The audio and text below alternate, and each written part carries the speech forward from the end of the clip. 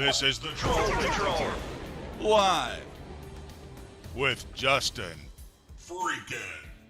Welcome to the Troll Patrol, live. It's a freaking Monday. I know, I wasn't here last night.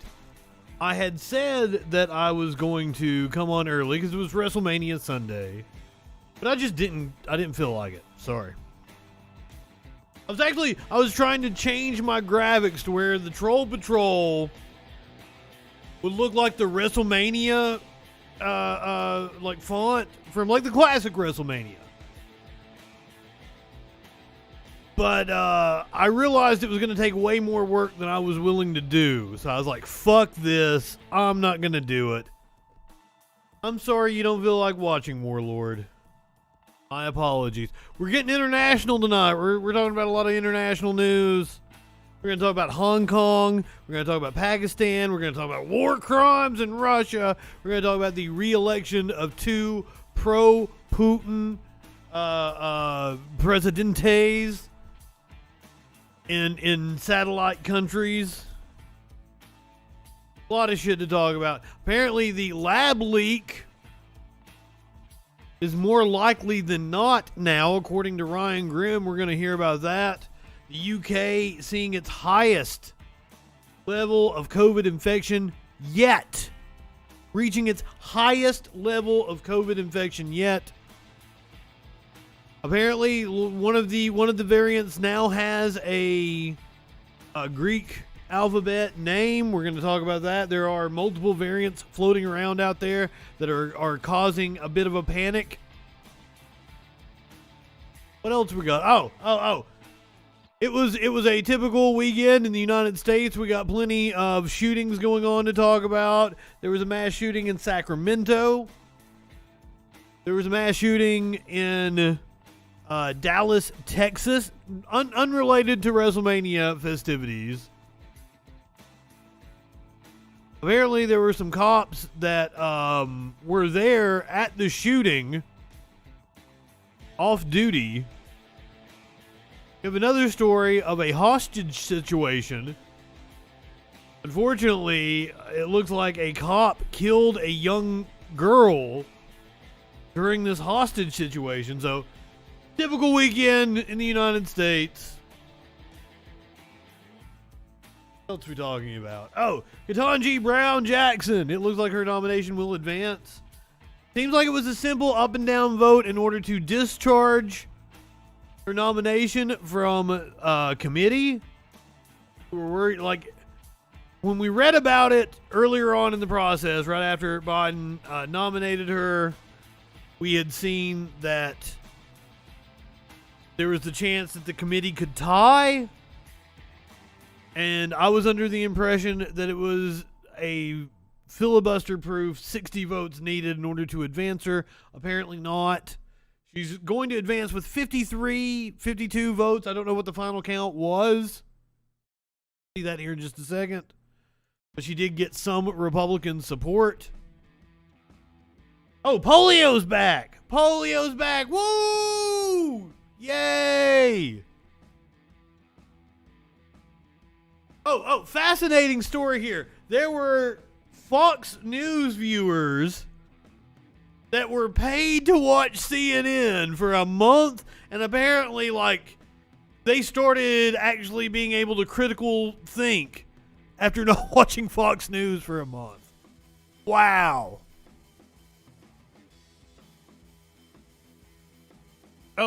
Conservatives are going nuts over the fact that Elon Musk has purchased a majority share of Twitter. They have no clue. Supposedly, this is the economically literate party.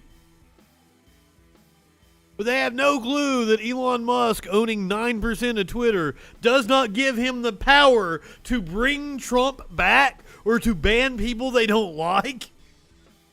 God, they're stupid. Fucking God, right-wingers are so fucking stupid. Absolute morons. Dumbest fucks walking the planet. Speaking of dumbest fucks walking the planet, we're going to hear from Megyn Kelly about the whole Disney fiasco. Governor Larry Hogan was on one of the Sunday shows, took shots at Governor Ron DeSantis over the Don't Say Gay bill and his war with Disney, which, by the way, I had bought the Kingdom Hearts trilogy a couple years ago. I'd played the first one. Since the Republicans want to launch a war on Disney, I'm gonna go ahead and play the second one. I'm gonna get some Disney in me. Started playing Kingdom Hearts 2. Nicole, what's up? Well, they're rooting on Elon Musk, wanting him to reinstate Trump on Twitter. Somebody's knocking at my door or some shit. Oh, I've got video of Russell Brand being completely red-pilled. That's what Charlie Kirk said when he posted the video. That should be fun. Oh. Back to Ron DeSantis. He has a new campaign song. Written by Leonard Skinnard. Written by Leonard himself. Leonard was in the studio showing DeSantis around. I know that it's not Ronnie Van Zant, it's the brother. Bubba Van Zant or whatever his name is the little brother. Fucking, I know his name is not Leonard. Don't get on to me about that. I am going to be doing a lot better after I hit this bong right here. Since RB so kindly reminded me, I need some weed.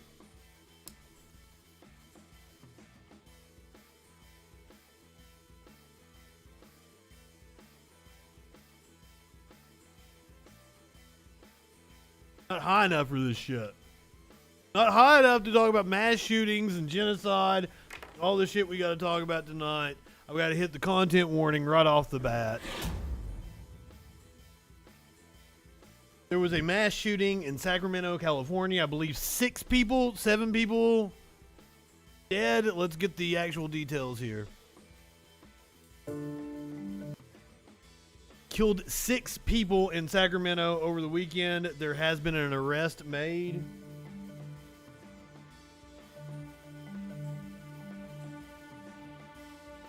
It was early on Sunday morning when it happened. Andre Martin, 26, was identified as a related suspect in the shooting. I don't know if that means that he was the man arrested for the shooting. I thought we were going to get some interviews with police or something in this video, but apparently it's just going to be this text. Senseless epidemic of gun violence must be addressed. How many unending tragedies does it take before we begin to cure the sickness in this country? It was the mayor of Sacramento, for those of you listening to the audio. 100 shell casings were recovered. More than 100 shell casings recovered from the scene. Good goddamn. What kind of fucking gun did he have? Martin was arrested on assault and illegal firearm possession charges. Apparently has not been charged with the murder as of yet. Hi, everyone. George Stephanopoulos here. Thanks for... Shut up, George. Remind me not to get an ABC News video again, because I didn't tell us fucking anything. Now, this one, once again, I want to hit the content warning before this.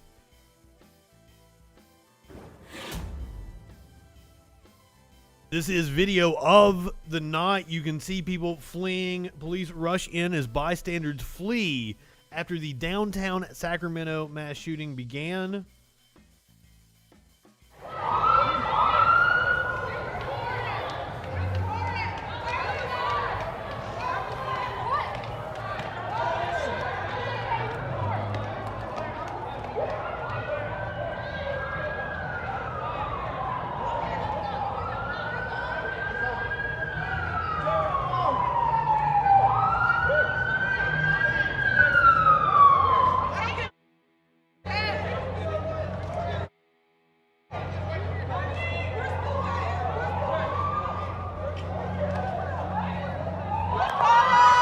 That street is gorgeous.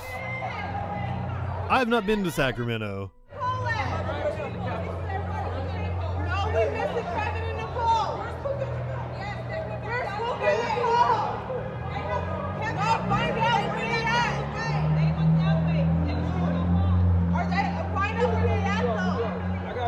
I'm actually kind of amazed at how calm the bystanders are.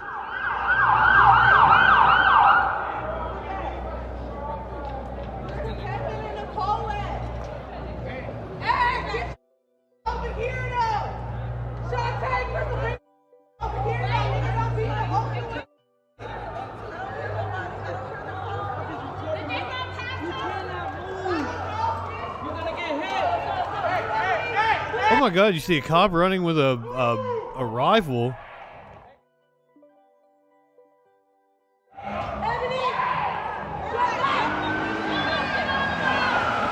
Fuck, dude, slow the fuck down. Hey, what happened? I'm glad nobody was hurt by that cop just screeching by. Hey, you guys, what happened? Hey, you guys, what happened? Oh, okay. Yeah, the shooting woke me up, but I wasn't sure if it was actual shooting. It was. I know it's in the northern part of California. Like thunder. But like Sacramento itself isn't conservative, right? Well, it sounded like thunder. But then it just kept going and going and going. And I'm like, wait, is that even thunder or what is that? It's like, na-na-na-na-na-na-na. This video looks like it was recorded by somebody who is like maybe has an apartment over a shop. And then it went off again. It's in like a downtown. Well, you don't hear current people running, but it's screaming. One of those connecting streets that connect like the bar streets. Screaming over thunder? Oh, look at that, look at that. Almost like a little park.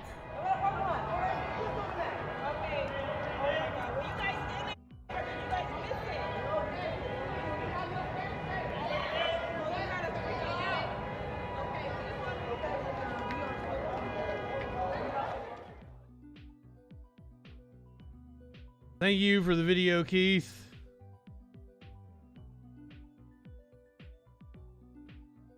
Not the only shooting that happened over the weekend. A shooting at a concert in Dallas happened. Apparently 16 people were shot. Left one person dead. Chief Eddie Garcia said the event, which left one dead, didn't have a permit, and the seven off-duty officers shouldn't have been working at the outdoor gathering. Outdoor concert in southeast Oak Cliff, where a shooting erupted over the weekend, killing one and injuring 16 others, was a promoted non-permitted event with hired security that included 7 off-duty Dallas police officers.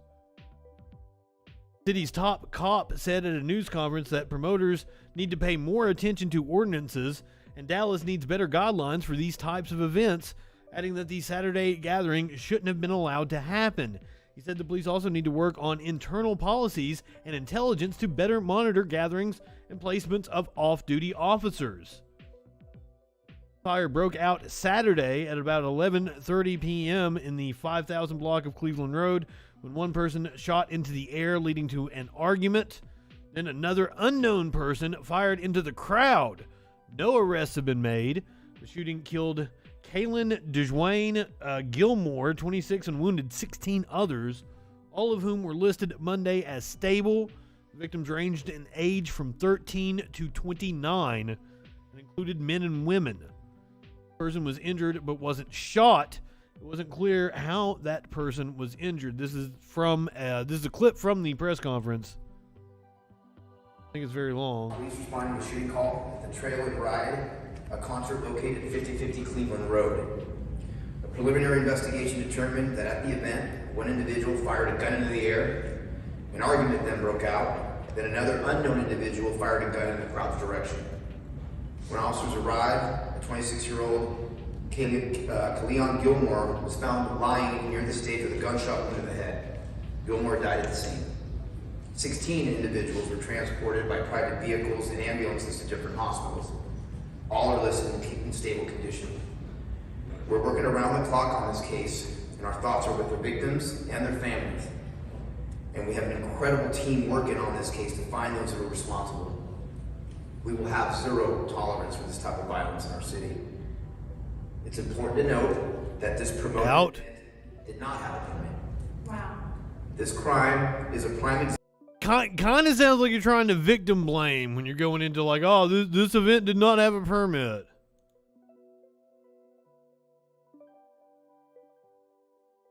What's up, Ginger? Welcome. Good evening.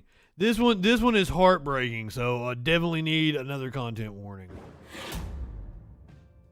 Absolutely heartbreaking story.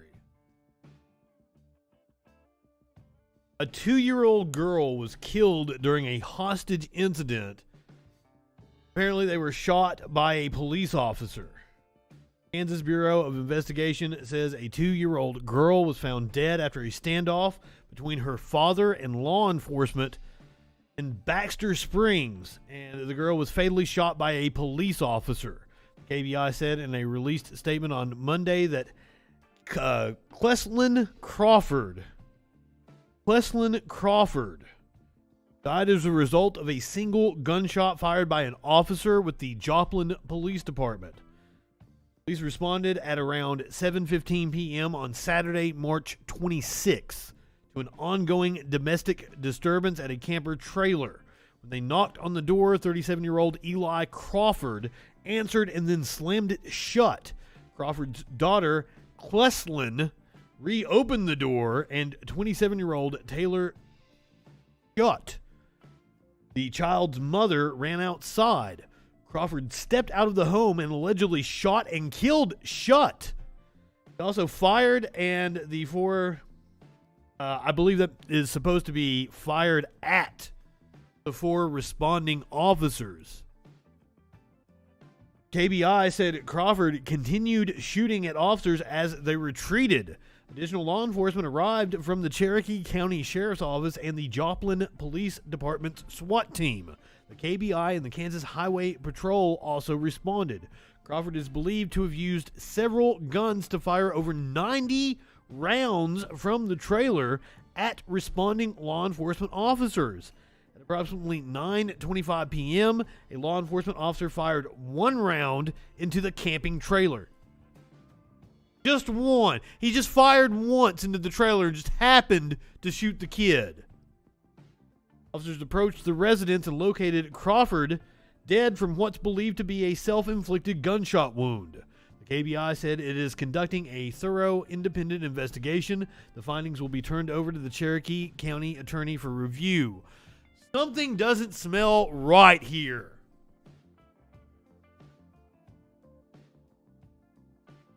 The cop only fired 1 time and just happened to hit the kid.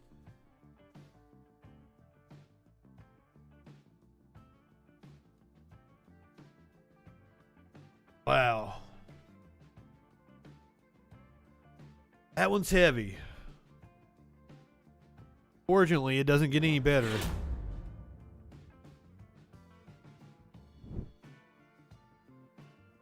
On to war crimes. Biden says Putin has committed war crimes, should face charges. I remember I got criticized for calling Putin a war criminal. Well, the truth of the matter, you saw what happened in Booker. This warrants him, he is a war criminal. But we have to gather the information. We have to continue to provide Ukraine with the weapons they need to continue the fight. And we have to gather all the detail so this can be have a war crime trial. This guy is brutal. And what's happening in Bucha is outrageous. And everyone's seen it. You call for a war crimes trial. Are you going to go into Russia and get him? Well, I don't understand. I don't know how you put him on trial. Stop it, warlord. Stop it. Stop promoting war, you warlord, you. No. Bad warlord. Shit. I'm not high enough for this shit. I'm not high enough for this shit. And everyone's seen it. Up to Allah. No, I think it is a war crime. What are you going to do about it, sir? Are you going to do more sanctions on Russia? I'm seeking more sanctions, yes. I'll have time to announce that to you. Can you hold Putin accountable, though? You called him a war criminal. He should be held accountable. Without sanctions? Well, no. What else can you do? No. Go the war crime tribunal. Yes, I'm going to continue to add sanctions. Thank you. Well, sanctions is a long way from going in and dragging him out and putting him on trial. Now, apparently there is a section of leftist Twitter, the far right, that think this is some kind of a false flag. The Alex Joneses of the world think this is a false flag. Satellite images show bodies lay in Bucha for weeks, despite Russian claims that they weren't there when we left. So they were driven out, a few days ago. These are satellite images. We even have video. Once again, content warning.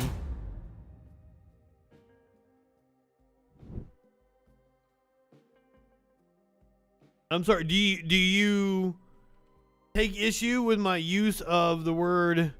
Okay, retreated. Ooh, brutal. So satellite images rebut Russia's claim that the killing of civilians in Bucha occurred after its soldiers had left town. A Times analysis found video contains graphic images. It absolutely fucking does.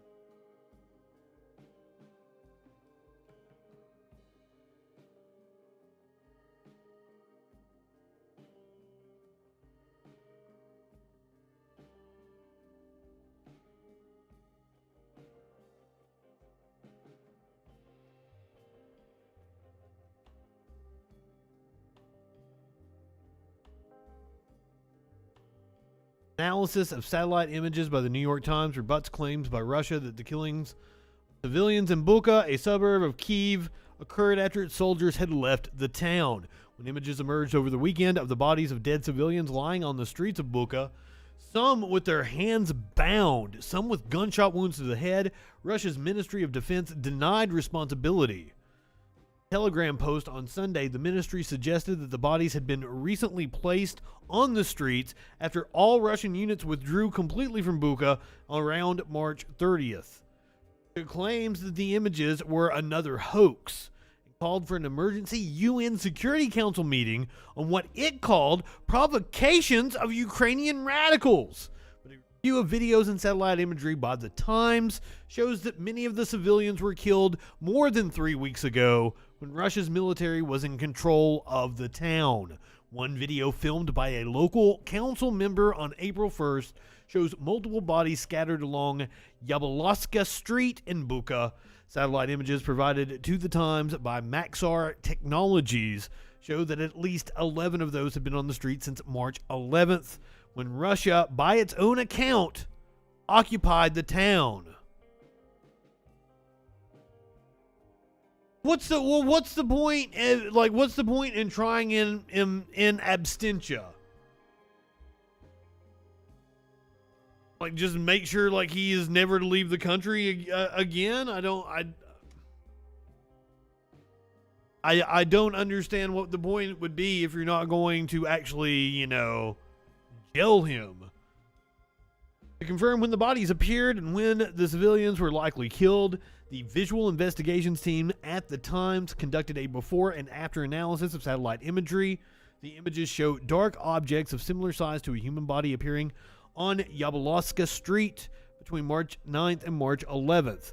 The objects appear in the precise positions in which the bodies were found after Ukrainian forces reclaimed Bucha, as the footage from April 1st shows. Further analysis shows that the objects remained in that position for over 3 weeks.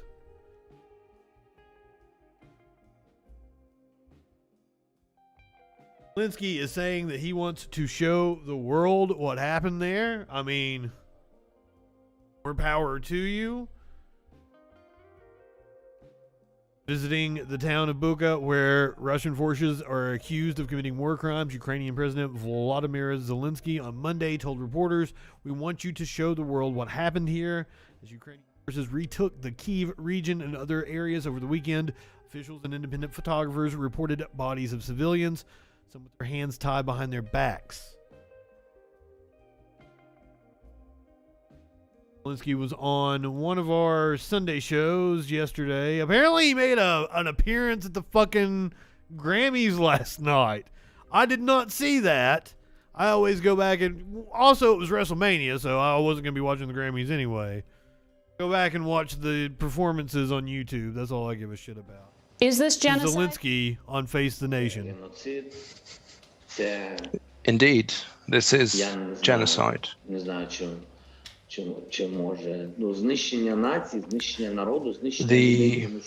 The elimination of the whole nation and the people. We are the citizens of Ukraine. We have more than 100 nationalities. This is about the destruction and extermination of all these nationalities. We are the citizens of Ukraine, and we don't want to be subdued to the policy of Russian Federation. And this is the reason we are being destroyed and exterminated, and this is happening in the Europe of the 21st century. So this is the torture of the whole nation. There you have it. That was Zelinski. Yes. UN is calling on Russia to be suspended from the Human Rights Council.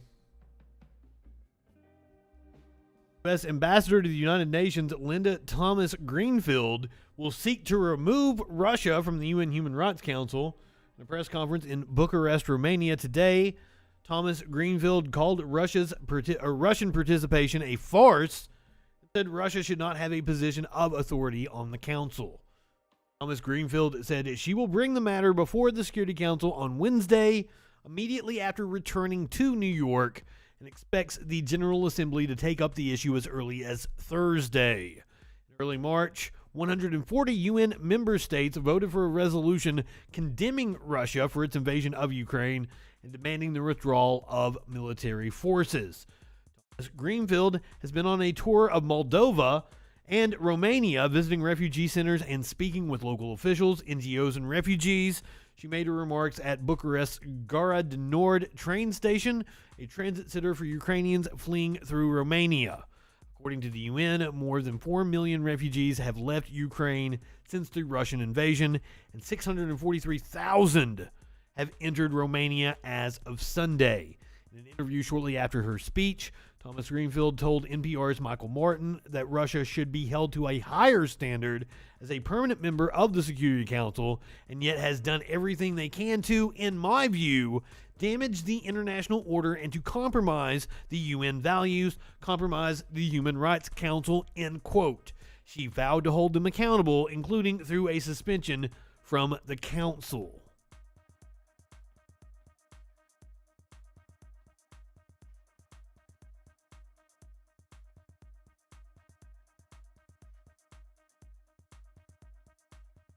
I mean, yeah, send a message, hold other soldiers accountable. Sure.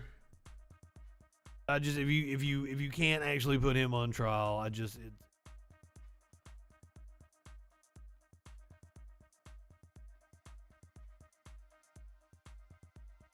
this Reuters article.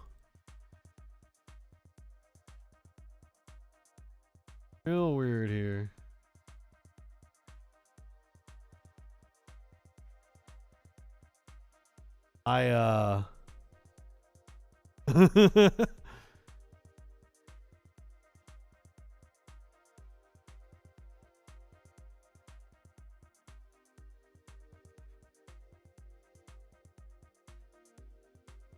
Hungarian Prime Minister Viktor Orban addresses supporters after the announcement of the partial results of parliamentary election in Budapest, Hungary. Emboldened by a fourth consecutive landslide election victory, Hungarian Prime Minister Viktor Orban is expected to dig in against energy sanctions on Russia and toughen his stance in talks with Brussels to unlock frozen EU funds. The nationalist Orban, who held on to a sweeping majority on Sunday, crushing the opposition despite efforts to unite against him, will likely continue to reject any UN sanctions on Russian oil and gas, arguing that they would wreck an economy already slowing due to the impacts of the Ukraine war. Using his strong mandate, Orban will also entrench his conservative policies at home and could attempt to squeeze out foreign companies in some sectors like retail, where Hungarian ownership is still not dominant. His Fidesz party aims to form its own class of loyal industrialists. But Orban faces some tough challenges. He needs to mend relations with his eastern allies, like Poland, strained by his cautious stance on the Ukraine war after a decade of close business ties with Russian President Vladimir Putin. He also has to rein in a swelling budget deficit at a time when the Hungarian economy is set to slow due to supply chain disruptions in the car sector. Blocking recovery funds withheld by Brussels could play a key role in fixing the budget, so Orban is expected to fight for that, but it could be a lengthy process. The EU has suspended payments to both Poland and Hungary from its pandemic recovery funds over perceived democratic shortcomings, which economists say could begin exerting pressure on Budapest and Warsaw from the second half of the year, barring a compromise. What's up, Sky Comet? Welcome. We're just talking about some assholes remaining in power. Fortunately, moving from Hungary to Serbia. Vučić wins nearly 60% of votes in Serbia presidential election. Preliminary results show. Here's a good look at Serbian President Aleksandar Vučić. Serbia's incumbent president, Aleksandar Vučić, has secured 59.5% of the votes in a presidential election, the State Election Commission said on Monday after counting 87.67% of the ballots. The commission also said Vučić's ruling Serbian Progressive Party won 43.4% of the votes in a parliamentary election. Opposition presidential candidate Zdravko Ponos, a retired Army general, garnered 17.5%, while his United for Victory alliance obtained 13.1%. Socialist Party of Serbia, a longtime SNS coalition partner, came in third. So it really didn't give us any background on Vučić's position, but he is aligned with Russian President Vladimir Putin. Meanwhile, some shit went down in Pakistan over the weekend. Pakistan's Imran Khan avoids a no-confidence motion and calls for new elections. Pakistan's Prime Minister Imran Khan requested the country's parliament be dissolved after he had a parliamentary no-confidence motion against him blocked by the deputy speaker. Khan has now avoided the planned vote after the deputy speaker from his ruling Pakistan Tariq Insaf,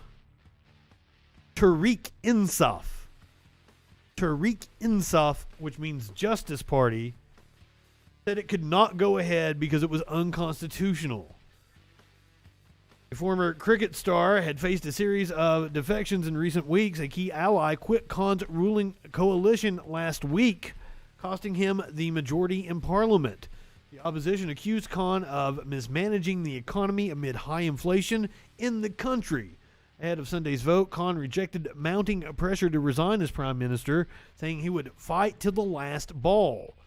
No previous Pakistani prime minister has completed a full 5-year term. Now, several of those have been shot, if I remember correctly. Like, Benazir Bhutto was shot. Now, President Arif Alvi has approved the request to dissolve parliament. Pakistan's constitution requires that an interim government be established with input from the opposition ahead of elections, which must be held within 90 days. Yes, send the conservatives to the moon. Let Elon take all the conservatives off the planet. That would be nice.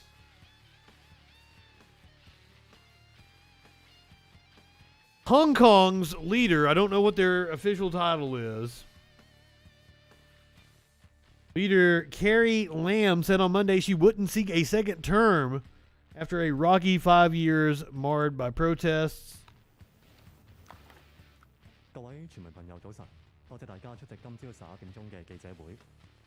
本人將不會參加第6屆嘅行政長官選舉。換句話說呢，我將喺今年6月30日就完成咗行政長官5年嘅任期。Well, I figured we'd get subtitles, but she is saying that she will be ending her 5-year term as chief executive on June 30th of this year. 並且呢，將會正式結束我長達42年嘅政府服務生涯。效忠中華人民共和國香港特別行政區，盡忠職守，遵守法律，向特別行政區負責。He was apparently its 4th leader since being returned to China.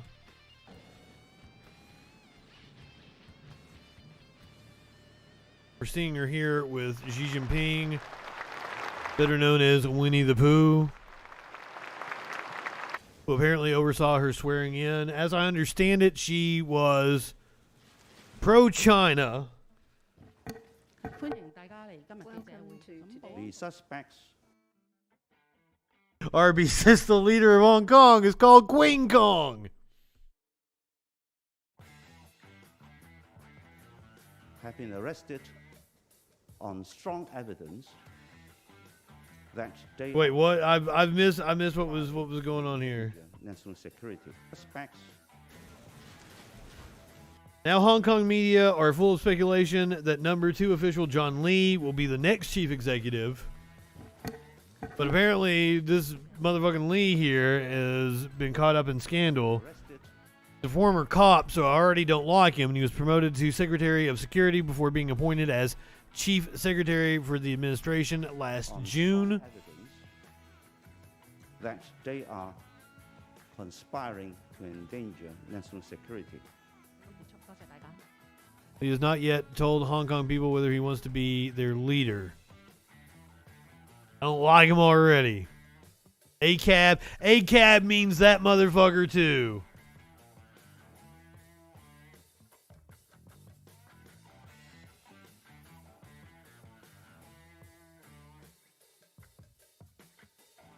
Moving back stateside for the big news today is the Ketanji Brown Jackson hearings.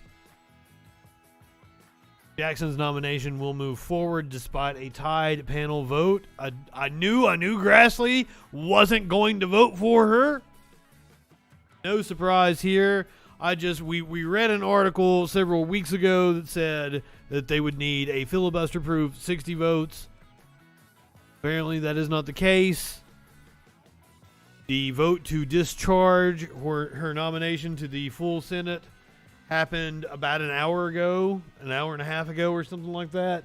Ketanji Brown Jackson's Supreme Court nomination will be sent to the Senate for a full vote. Despite a tie in the Senate Judiciary Committee on Monday, all 11 Democratic members voted in favor of advancing Jackson, while 11 Republicans voted against in an evenly split panel. But a tie vote won't affect whether she is confirmed.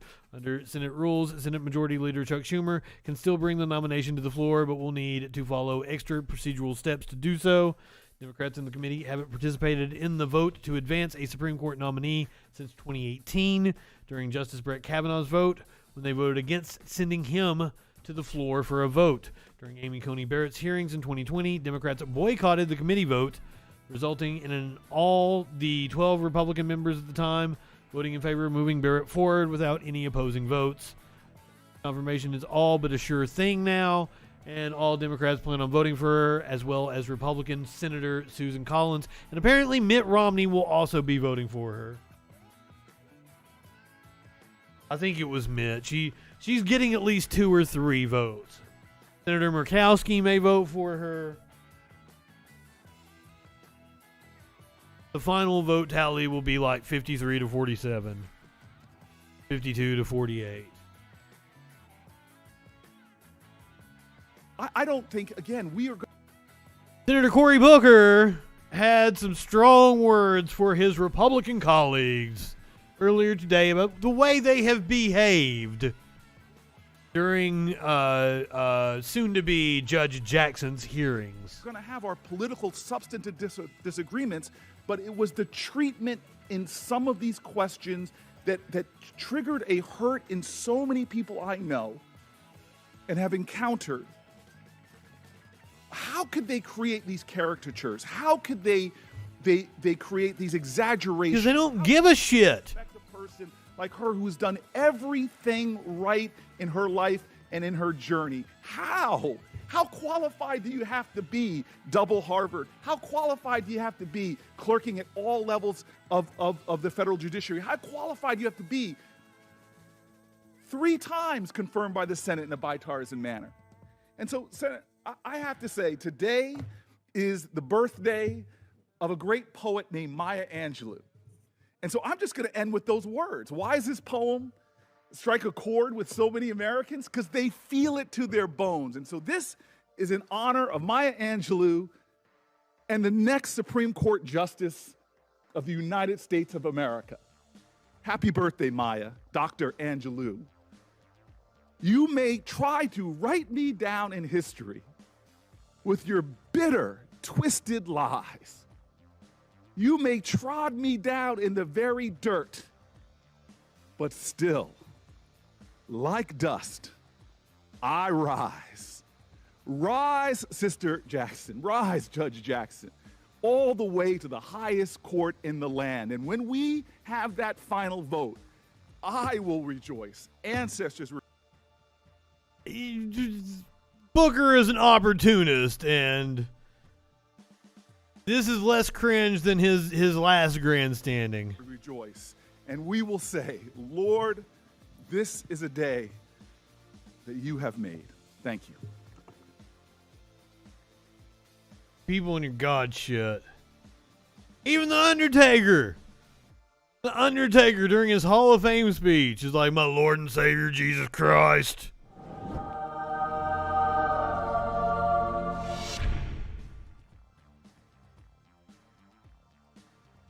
Seriously, I'm gonna go off on a rant here before we get to the COVID shit.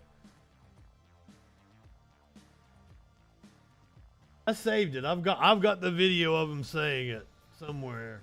I'm pretty sure I saved it. Come on. I already knew this about Undertaker though. I had watched the documentary on him.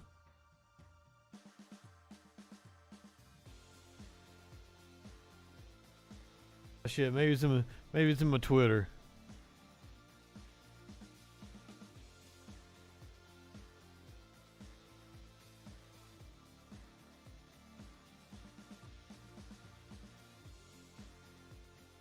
Maybe it's not. What do I have over here? I got Madison Cawthorn getting pulled over for doing 89 and a 65. See, I got all kinds of stories that I don't actually put on the list because, like, yeah, that's not important. What fucking Tulsi Gabbard has to say about anything? Be a parent who's experienced how. Fuck you, Tulsi. That's shit that didn't make it on the show tonight. I had Undertaker. Lord and Savior Jesus Christ.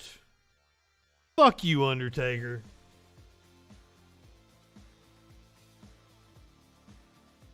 You made millions off of portraying a satanic character. Come the fuck on. I guess he wasn't satanic the whole time. Just the Ministry of Darkness taker. I lost it. Well, anyway, fuck Undertaker. Senators reach a deal on the bipartisan $10 billion COVID package. Senate negotiators in both parties on Monday announced a deal on a $10 billion COVID-19 preparedness funding package. The deal comes after the White House had raised alarm bells about insufficient funding to ward off future pandemics and COVID-19 surges, though it still falls far short of what top Democrats say is needed. The White House initially requested $22.5 billion in emergency funding last month. House Speaker Nancy Pelosi argued that the White House should ask for twice that amount. All $10 billion of the funding goes to agencies within the Department of Health and Human Services and is offset by unspent COVID-19 aid funds, according to an outline from Senate Majority Leader Chuck Schumer. $9.25 billion goes to the Biomedical Advanced Research and Development Authority, the agency that oversees vaccines, treatments, and testing. At least $5 billion of that must be spent on therapeutics.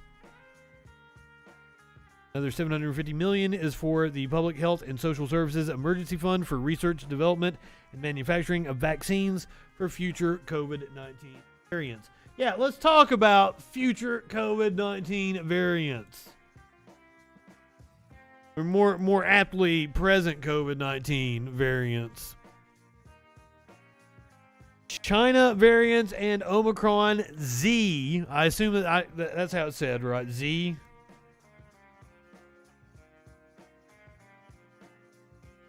Like fucking one of Elon Musk's kids.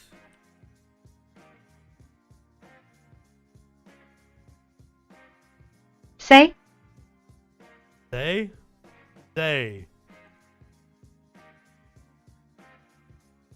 A hybrid of two Omicron strains could be the most transmissible yet. Experts say no need to panic within major spread of strains.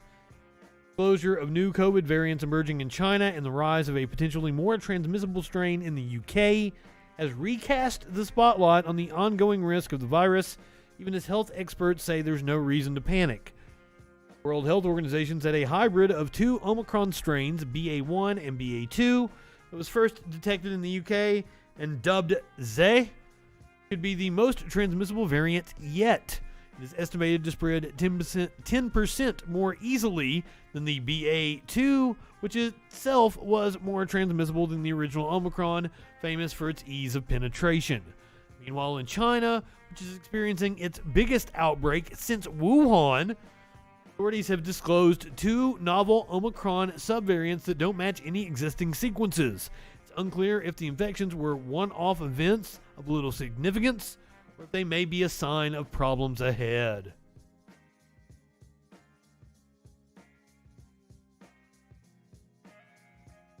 Apparently, health officials are saying there's no need to worry, but the UK has hit record levels of COVID-19 with nearly 5 million people infected. Prevalence of COVID-19 in the UK has reached record levels, with about 1 in 13 people estimated to be infected with the virus in the past week. Latest figures from Britain's official statistics agency. Some 4.9 million people were estimated to have the coronavirus in the week ending March 26th, up from 4.3 million recorded the previous week, the Office of National Statistics said on Friday. The latest surge is driven by the more transmissible Omicron variant BA2, which is the dominant variant across the UK. Hospitalizations and death rates are again rising, although the number of people dying with COVID-19 is still relatively low compared with earlier this year. Nonetheless, the latest estimates suggest that the steep climb in new infections since late February, when British Prime Minister Boris Johnson scrapped all remaining coronavirus restrictions in England, has continued well into March. Figures came on the same day that the government ended free rapid COVID-19 tests for most people in England. Johnson's living with COVID plan. People who do not have health conditions that make them more vulnerable to the virus now need to pay for tests to find out if they are infected.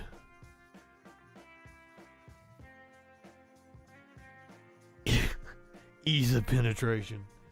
Government's living with COVID strategy of removing any mitigations, isolation, free testing, and a considerable slice of our surveillance amounts to nothing more than ignoring this virus going forward, said Stephen Griffin, associate professor at the University of Leeds Medical School. Such unchecked prevalence endangers the protection afforded by our vaccines. Our vaccines are excellent, but they are not silver bullets and ought to not be left to bear the brunt of COVID in isolation. More than 67% of people 12 years old and above in the UK have been vaccinated and had their booster or a third dose of the coronavirus vaccine. Beginning Saturday, parents can also book a low-dose vaccine for children between 5 and 12 years old in England. Jason Naismith, a biology professor at the University of Oxford, said he believed that except for those who are completely shielded or not susceptible to the virus, most people in the country would likely be infected with the BA2 variant by the summer. This is literally living with the virus by being infected with it, he said. There you go. Hey, Warlord, you got it yet?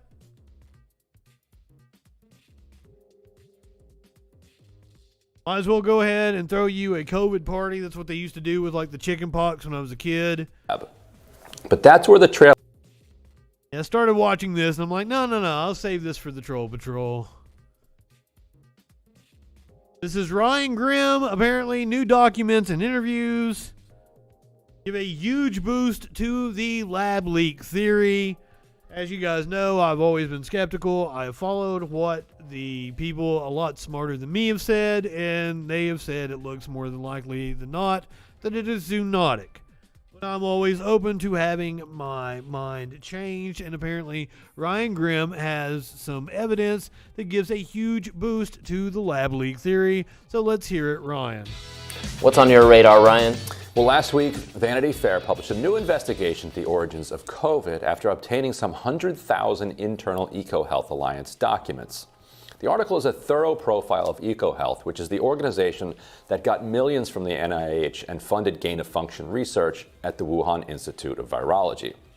Now, the article adds some new pieces to the puzzle. News related to the lab leak hypothesis has been arriving in a kind of drip fashion over the past year or so. And with this new report, it's worth stepping back to see what the full picture looks like now. Now, over time, I'd come to believe that a lab leak is not just a plausible explanation for the origin of the pandemic, but actually more likely than not. Now, given what Vanity Fair has uncovered, and combined with what we already knew, I now think it's extremely likely that it came from the lab. There's no definitive proof yet, but what we now have could fairly be called a circumstantial slam dunk. Now, let me explain what I mean by that. So a circumstantial slam dunk. Knew, thanks to documents obtained by my colleagues at The Intercept, that EcoHealth was funding research that mainstream virologists call gain-of-function at the Wuhan lab. We also know, thanks to a document leaked to a group of online pandemic detectives called Drastic, that EcoHealth applied to DARPA for funding for research that, if completed, could have produced a virus exactly like the one that launched the pandemic. So that means the key question is this: did the lab do some of the research outlined in that proposal? If they did, the act of performing that research would be a prime opportunity for it to escape the lab. But that's where the trail has... Okay. One of the things that I've been going off of is the bat lady that was over the Wuhan lab. Like, her first thought, like, she said this. I saw her say this in an interview. Like, her first thought when she heard about it, she was in a different province in China at the time. She was like, oh my God, did this leak from my lab? And she came back and said they went through all the sequences, and she's like, whoa, it's not one of ours. So that's what I'm going off of. To me, that seems like the evidence that disproves what Ryan is saying. Though it's a plausible scenario that it could leak from a lab. Yes. But just the evidence doesn't seem to point to that. It's gone a bit colder, and speculation has filled the void. So EcoHealth claims it never performed any of the research. Yet scientists The Intercept spoke to said it would be highly unusual to apply for funding for research before having done even a small amount of it. But that leaves us with a he said, she said. Now, the Vanity Fair story moves the question forward in an interesting way. So again, for background, the DARPA grant was put together in collaboration with Ralph Baric, a UNC virologist known as one of the best in the world, and it drew on controversial gain-of-function research he'd done in 2015 that set off alarm bells in the scientific community and that even he acknowledged was extremely risky. Now, the Wuhan researchers were also heavily involved in putting that grant proposal together. What we also now know is that the Chinese military was collaborating with the researchers in the lab, something that had previously been denied by Shi Zhengli, the Chinese scientist who ran that part of the lab. Here's how Catherine Eben of Vanity Fair put it. Quote, if China's military had been collaborating with the Wuhan Institute of Virology scientists, it's unclear if Peter Daszak would have realized it. He had far less visibility into the lab than he let on, a former EcoHealth Alliance staffer told Vanity Fair. The work being done there was, quote, always an enigma, unquote, the former staffer said. The nonprofit had hired a U.S.-based Chinese national who helped, quote, interpret for them what was happening inside the WIV, but we had to take everything at face value. It was more, accept what it is because of this relationship between Xi and Dajak. Quote, he doesn't know what happened in that lab, said the former staffer. Quote, he cannot know that. Eban quotes virologist Simon Wayne Hobson saying that the DARPA proposal was, quote, basically a roadmap to a SARS-CoV-2-like virus. Wayne Hobson noted that if the research had the blessing of somebody like Barrick, then, quote, it is possible the WIV would have wanted to copy what it viewed as cutting-edge science. Wayne Hobson added, that doesn't mean they did it, but it means it's legitimate to ask the question. So in other words, EcoHealth had no idea what research was going on there, and it's entirely logical that the scientists there would have put the paper into practice. So Daszak's denial is more than useless. It's actively deceptive. The question then is, how likely is it that these Chinese scientists working with the People's Liberation Army used Barrick's roadmap and took the viruses out for a spin? Well, here's an even better question. Why would they not have done that? All the incentives are lined up. Doing groundbreaking research using a top virologist roadmap is a sure path to advancement. Making technological breakthroughs based on Western IP or research is how the Chinese economy grows. It would be stranger if they didn't do some of that research. Now, we also know that the pandemic started a little more than a year after the proposal was submitted. The timing all lines up. So add to this the fact that the Chinese government has been generally uncooperative and has been removing evidence from public databases, which we talked about earlier in the show today. Now, it's of course possible that this is all an insane string of total coincidences. But while there's now a completely coherent theory of how the virus jumped from the lab, there's nothing similar on the natural side. The proponents of the natural origin theory haven't yet identified how the virus made the jump, despite a big New York Times story that claimed as much in its headline recently, but then backed away from it lower in the story. In the past, scientists have been able to figure out the origin species pretty quickly. And now look, researchers should of course keep investigating, as there are still questions we don't have answers to. But as of now, a straightforward explanation has emerged. The U.S. funded pioneering gain-of-function research in 2015. Those researchers collaborated with colleagues in Wuhan. They continued the research there. It slipped out. We got a pandemic, and millions of people died. That can't yet be said with absolute certainty, but it's now far and away the most likely explanation. And I think this part about the Chinese military... I'm not sold on the most likely explanation. It's plausible. ...is crucial. Because he's been out here denying, okay, good evening, Che. Blueprint for a virus that looks exactly like the one that caused the pandemic, but we didn't do that research, we promise. It's like, well, how do you know that you didn't do that research? And it turns out, according to a former staff, he would have no way of knowing that. I'm starting to think this thing might have come from a lab. It just might have. Just might. Kidding, of course. I'm still not sold on it. I'm still not sold on it. And it also, the key that the evidence on the other side has not gotten better. We have not found that origin species. They did, for the previous SARS outbreak, find the species pretty quickly. And it's been longer than that time here. So that tells you something. And then, yes, we have them talking about doing research like this. And as you said, they probably would have done at least some preliminary work before applying for that grant. It wouldn't just be, oh, we would do this if you gave us this. Trump's incompetence is a completely different story, absent, they would like to all of this shit. The lab already has researchers. He didn't know anything about research going on. Plenty of money. Yeah.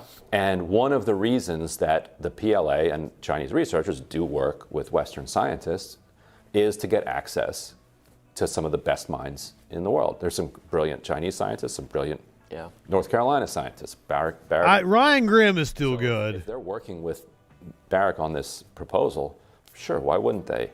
And that's so often how I don't go for Robbie or Kim at all. And you say, well, I might as well apply for this money that fits what I'm doing, and then that'll be great. But you're still doing it anyway. Right. And so we ain't got to the tainted stuff yet, RB. We got some of that. Extremely interesting, and a lot of and I think there needs to be a lot of accountability. I got some Megyn Kelly coming up. Come on. Suppressed this this discussion. The idea that it was actively suppressed, I don't know. But hey, you know, fucking Russell Brand is pretty sure that all these different variants aren't real. They're just made up, and they're an excuse to take power. Russell Brand takes huge red pill, according to Charlie Kirk. In no circumstances can that be done. Never, ever. It changes and mutates according to the whims of power, and power is very whimsical indeed, because it's guided only by caprice, with no certain universal principled underpinning. Therefore, we have to find it, and we will only find it if we have freedom to communicate, freedom to be wrong, freedom to make mistakes, and freedom to apologise and make it up afterwards. All this they would deny us, to trap us in that state of turgid intransigence, no mobility, only stagnation. We must resist censorship above all else. Who are you talking about, motherfucker? Charlie Kirk only gave us like a 30-second little clip, so I don't exactly know what Russell Brand was on about. But people like Russell Brand are the reason why, you know, hey, polio's back! Oh, I'm sorry. I can't blame Russell Brand. Politico is telling me I have to blame COVID. Surprising pandemic side effect, polio has reemerged in Malawi. And yes, you should care. The last wild polio case in the southeastern African country was 30 years ago, and polio was declared eradicated in all of Africa in 2020. It came back.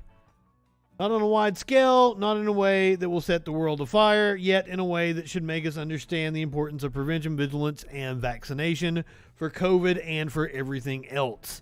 Diseases that we scarcely think about and no longer fear, like polio or measles, can and do reemerge. Soon after the detection of polio last month in a 3-year-old girl who is now paralyzed, UNICEF started a huge four-nation vaccination campaign to reach 20 million children in Malawi and its neighbors. The U.S. Centers for Disease Control and Prevention is involved with the stepped-up surveillance in the region. Is that if Malawi has diagnosed one child with paralysis, another 200 have been infected somewhere with less severe or asymptomatic polio cases. Surveillance shows the polio virus is not widespread and can be eradicated in the region again. Captain Derek Earhart, acting chief of the polio eradication branch of the CDC and the polio incident manager, told Nightly.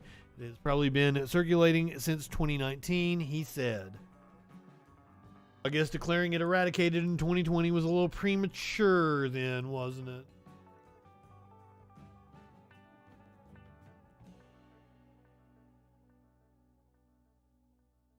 Now, here's something interesting for you. Fox viewers transformed after watching CNN for 30 days.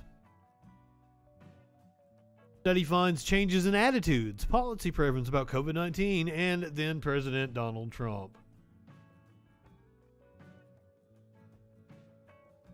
I'm not so sure that says something about the effectiveness of Fox News or CNN, but more along the lines of the persuasiveness of the prospective people that were watching. Fox News viewers who were paid to watch CNN for 30 days eventually became more skeptical and less likely to buy into fake news, according to a new study.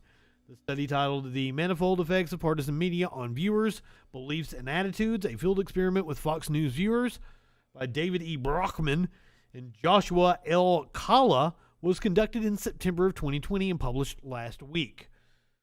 763 qualifying participants, we then randomized 40% to treatment groups. To change the slant of their media diet, we offered treatment group participants $15 per hour to watch 7 hours of CNN per week during September of 2020, prioritizing the hours at which participants indicated they typically watched Fox News. The study found changes in attitudes and policy preferences about COVID-19, evaluations of the President Donald Trump, and Republican candidates as well as elected officials. Despite regular Fox viewers being largely strong partisans, we found manifold effects of changing the slant of their media diets on their factual beliefs, attitudes, perceptions of issues' importance, and overall political views, the authors of the study said. They found that participants became more likely to agree that if Donald Trump made a mistake, Fox News would not cover it. CNN provided extensive coverage of COVID-19, which included information about the severity of the COVID-19 crisis and poor aspects of Trump's performance handling COVID-19. Fox News covered COVID-19 much less. Found that Fox News gave viewers information about why the disease is not a serious threat, while CNN provided a lot more information about the disease itself. Fox News covered racial issues extensively, but selectively about Biden and other Democrats' supposed positions on them, and about outbreaks of violence at protests for racial justice in American cities. The study found that CNN provided little information about either. Two networks also covered the issue of voting by mail, but again differed on the information provided about it, in addition to offering different frames. A survey was conducted after 3 days on the participants, which captured significant shifts in beliefs. It just took 3 days to capture shifts in beliefs.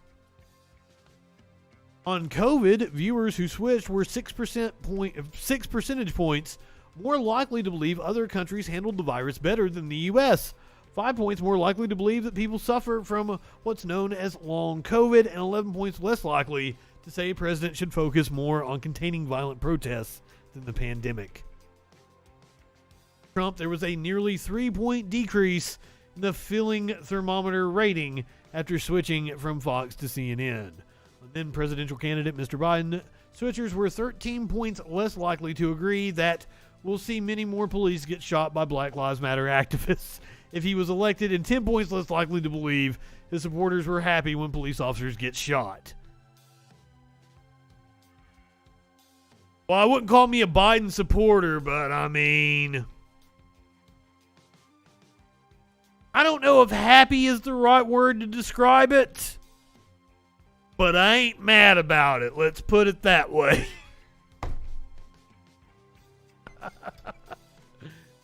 Oh, fuck. Right-wingers are morons.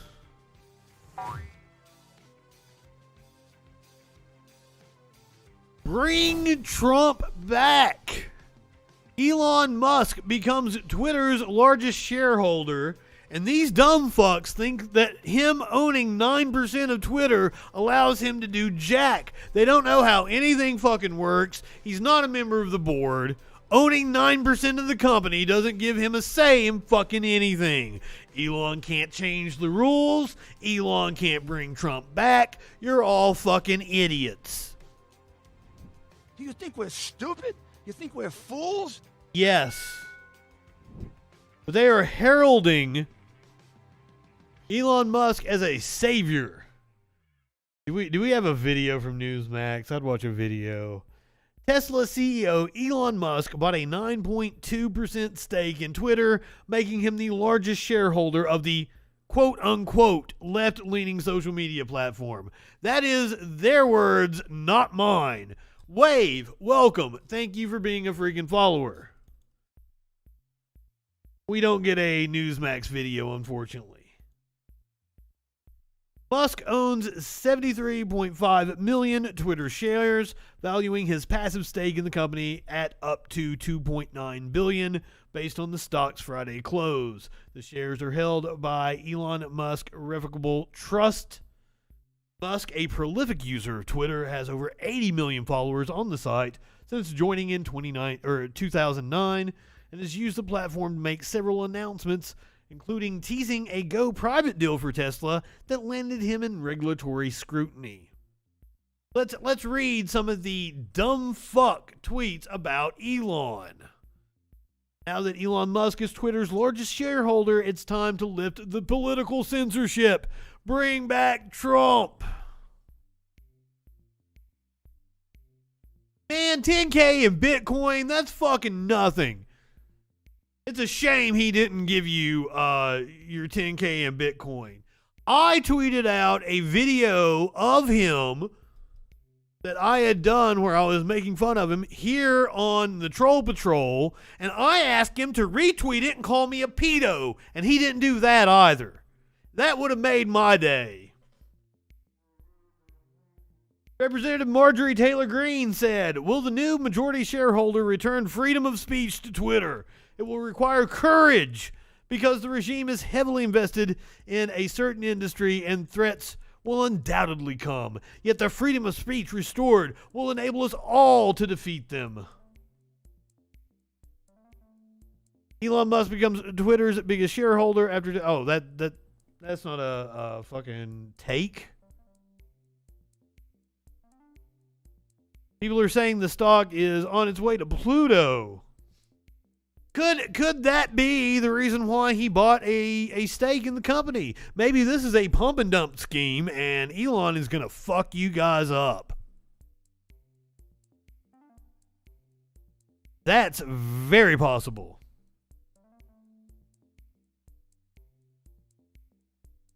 So, time to get this platform back to its former glory. Step 1, bring back President Trump.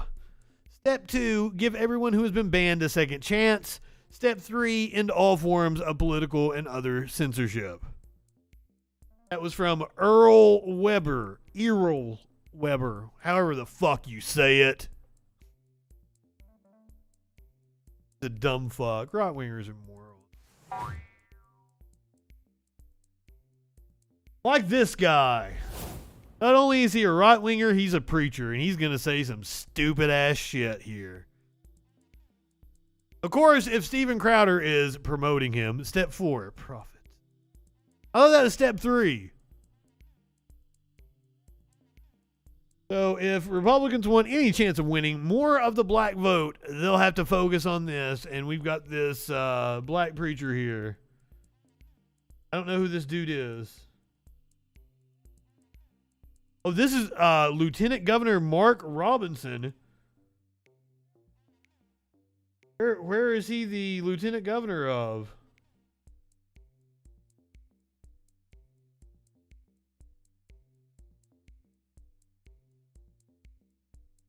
North Carolina?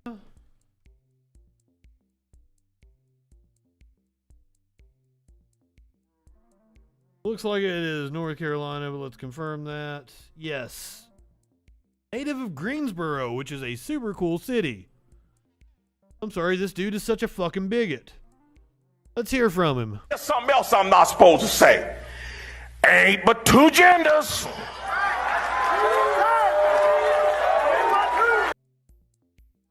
Wrong.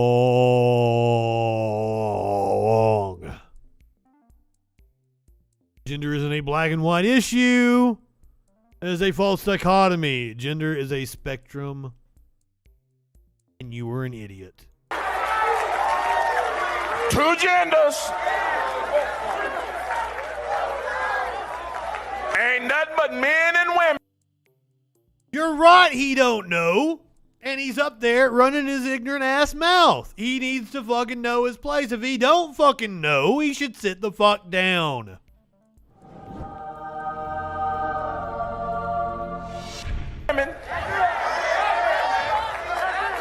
And I can already see WRL out there. They licking their pencils right now, trying to write fierce as they can. Get every word of this here. Get every word of this. You can go to the doctor and get cut up. You can go down to the dress shop and get made up. You can go down there and get drugged up. But at the end of the day, you were just a drugged up, dressed up, made up, cut up, man or woman.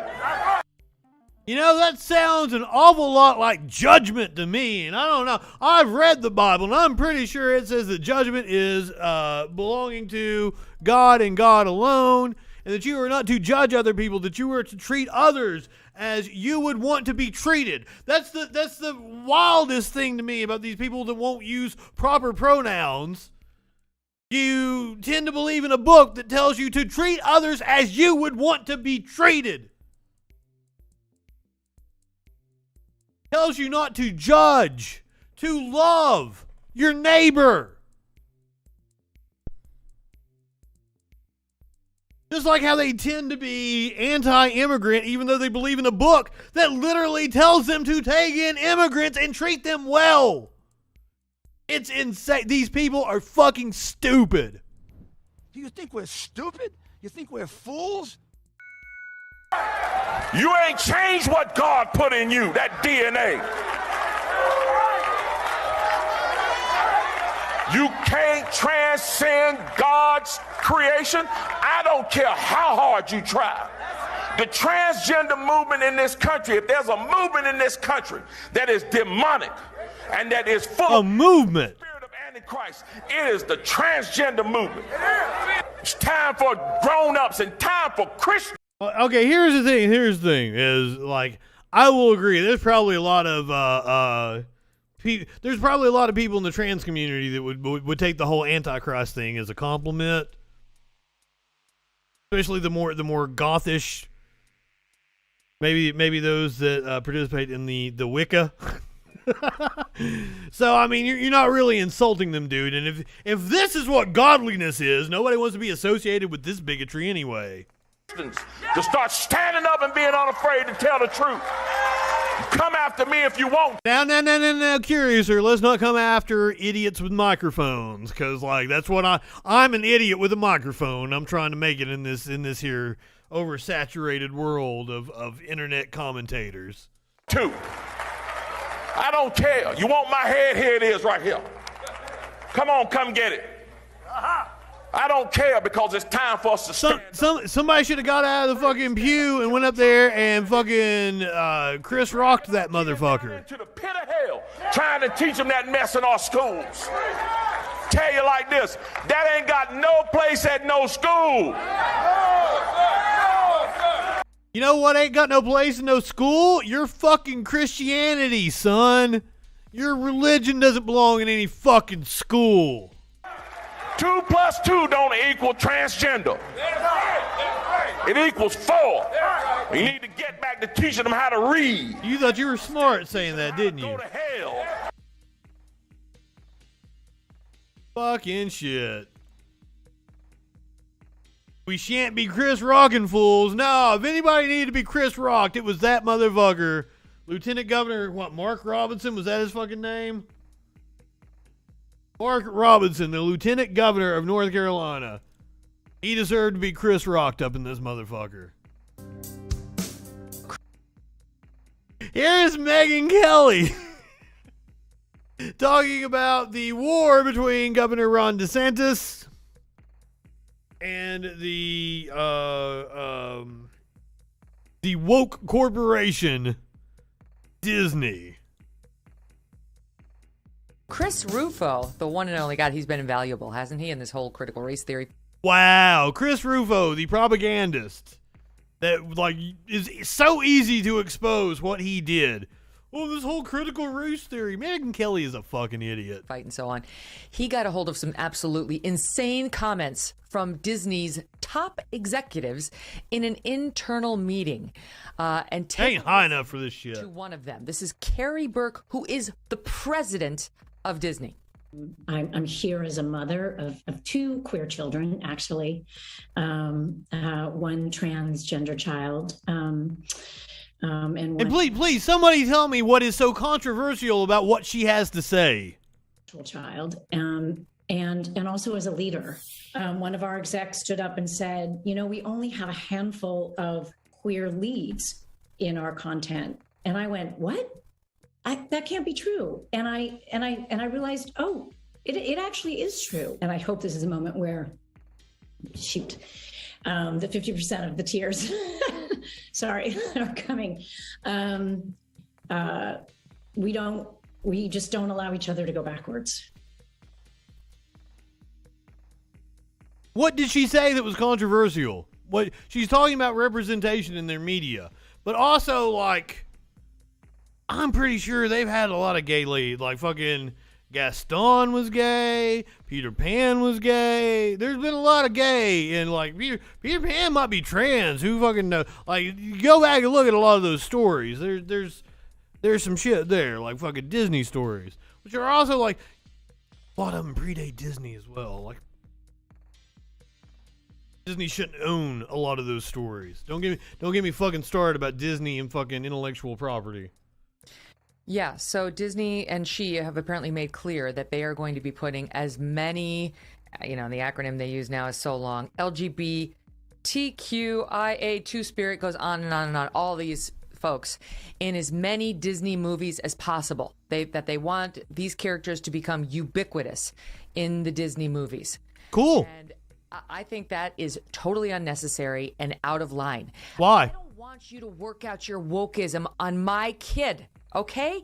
Do a movie that teaches tolerance, kindness, support for your fellow human beings. Don't shove... That's literally what they're talking about doing, ma'am. That's literally what they're talking about doing. Two-spirit people, which, by the way, is not a thing, and pansexual, I had to look it up. You know what that means? It means you're attracted to everybody. So you're bi. No, ma'am. I am pansexual because I also date trans people. I date everyone along the spectrum. I guess. But that's not a thing. That's already a thing. They already have a letter. I'm sorry, but please, all these glommers who just want attention. It's a new thing. Remember the Willow Smith one? And she was like, I'm this thing that means I only want to have sex with people I care about. Well, you mean normal? That's normal. Anyway. No, ma'am. No. I like having sex with strangers. Gratitude to Cory Booker for being so explicit about their plans. Are you saying I'm not normal? Maybe. Know about them? Beware. You beware. Don't put a Disney movie on in front of your kid before you fully come to understand what it's going to be promoting, who it's going to be starring, and what agenda they're pushing. They're no longer the Disney of yesterday. Well, I mean, yeah, I saw a lot of right-wingers say, like, Walt Disney was rolling over in his grave. And, like, if the Disney Corporation is making Walt Disney roll over in his grave, that's probably a good thing since Walt Disney was a fucking Nazi. You stupid fucks.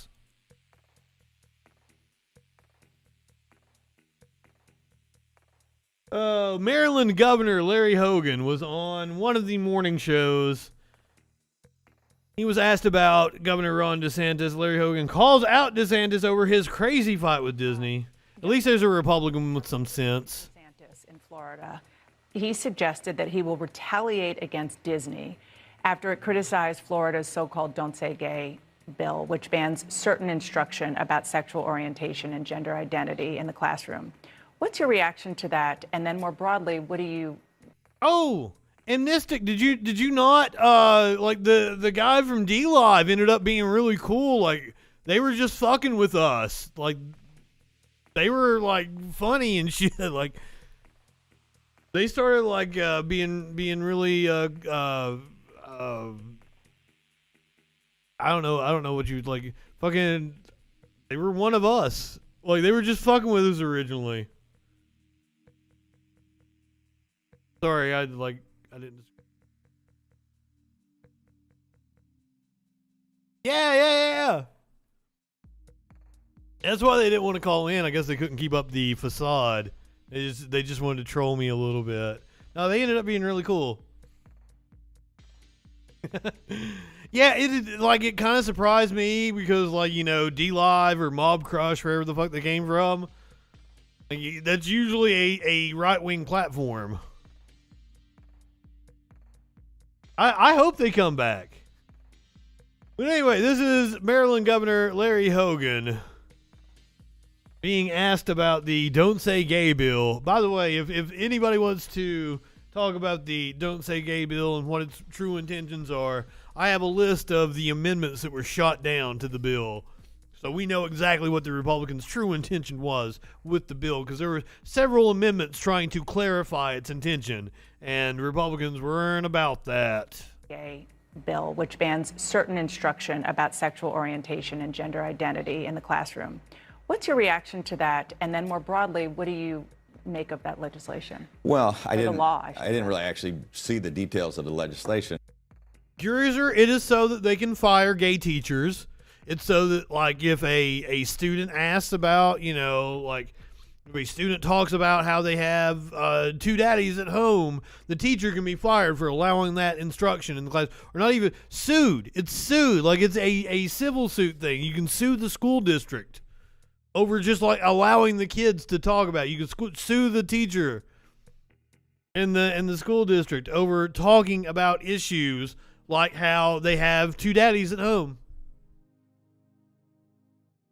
It honestly, it blows my fucking mind too that we're in 2022, but Republicans think this is a winning issue, and what they're trying to do is they're trying to anybody who is against this is a groomer, is what they're saying. Literally, they're calling anybody who is against this a groomer.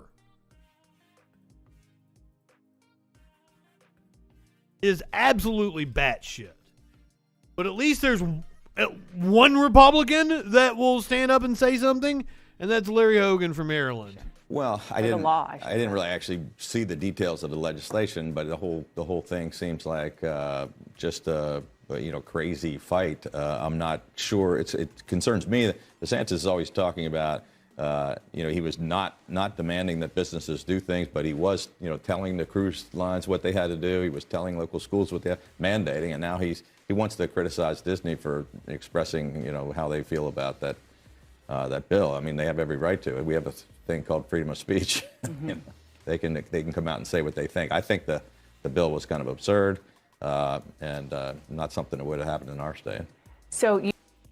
And that's what Disney was talking about, was having representation of characters that are just gay in the story, and it has nothing to do with the story. Them being gay isn't part of the story. They just exist. Like, gay people exist or trans people exist, which is a good thing. But assholes like Ron DeSantis are riding this rave of bigotry, and they're doing it to great success, appealing to just the worst in their voting base. And they have now, DeSantis recruited Leonard Skinner to write a new campaign song. So Leonard himself went into the studio with Ron DeSantis to record this new campaign song. Yes, I know Jimmy Van Zandt or whatever the fuck his name is. It's just funny to call him Leonard. Chart out everything to really actually go through it and play it. Oh, good. That's very exciting. cool. It's a little different than what you heard on Okay. on the iPhone. So Good. now I was asking them, do you like listening to it loud? Yeah, however you want. Okay. Yeah. Just push play? I believe so, sir. Okay. All right, here we go. About to get loud. It's a little different. Johnny and Donnie Van Zandt. I'm sorry. I can't. What did I call him? Jimmy Van Zandt or some shit?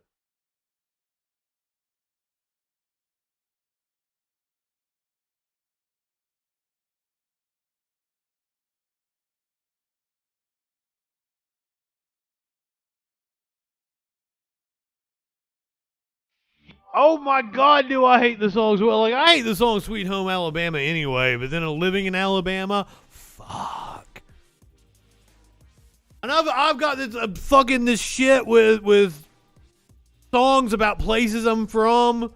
Like, I lived in Johnson City, Tennessee, and everybody fucking requested Old Crow Medicine Show, the Johnson City, Tennessee song. Fuck.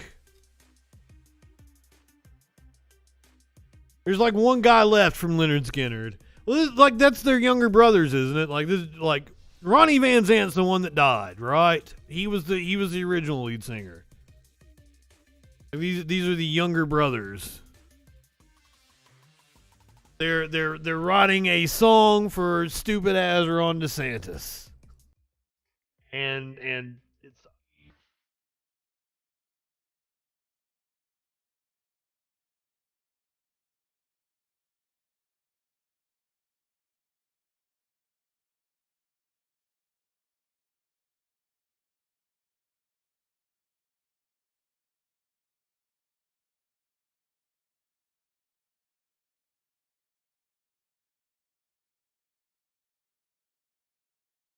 This sounds like every fucking country song on the radio right now.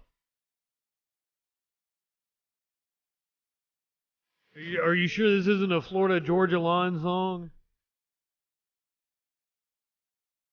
Telling us the truth.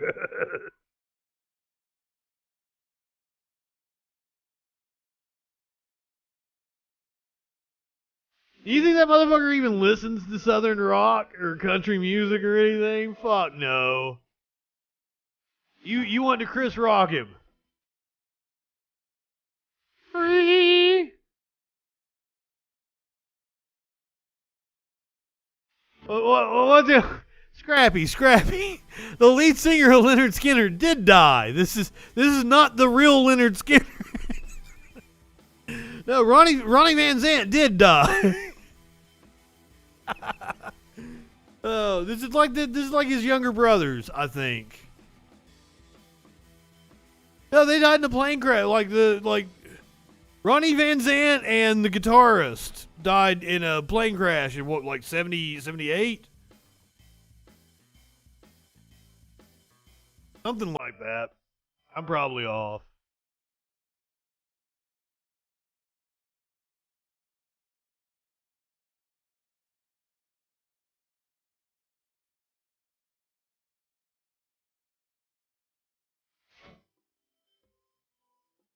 '77. Lead vocalist and founding member Ronnie Van Zant, guitarist and vocalist Steve Gaines, backing vocalist Cassie Gaines, assistant road manager Dean Kirkpatrick, pilot Walter McCreary, and co-pilot William Gray all died as a result of the crash.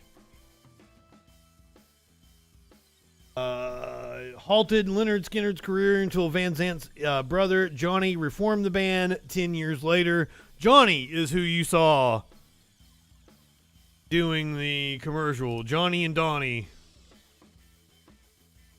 doing the commercial for Ron DeSantis. I'm sorry, Ron DeSantis, as you guys like to call him.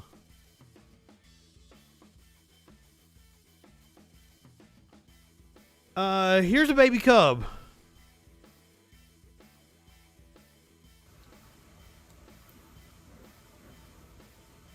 And it's adorable. It's trying to chew on that little toy.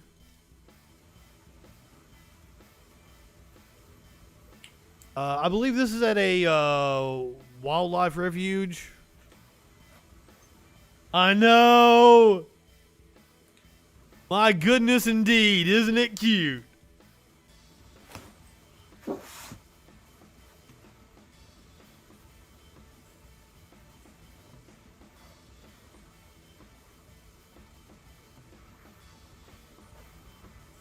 Where you going, buddy? You rolled away from your toy. Oh, there you go. Gnawing its head. Gnawing its head. Look at those little paws. Oh my god, those toe beans.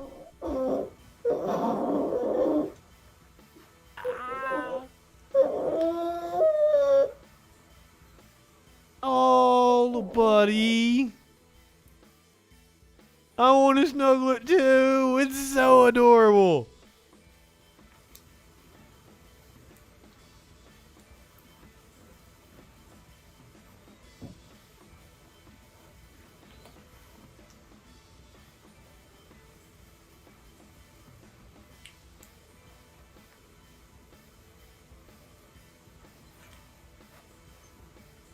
His name is Z? Are you mocking Xi Jinping? China. If you're watching on Twitch, oh look at it scratch its little armpit. If you're watching on Twitch, you're heading over to Patrick Creates. I don't know what he's doing tonight. I can't tell if he's creating something. Maybe he'll do some art if you ask him real nice. Go ahead, light one up, tip one back. It's alright to have a little fun before you hit the sack. I'm Justin Freakin. We'll see you tomorrow night on the Troll Patrol Live.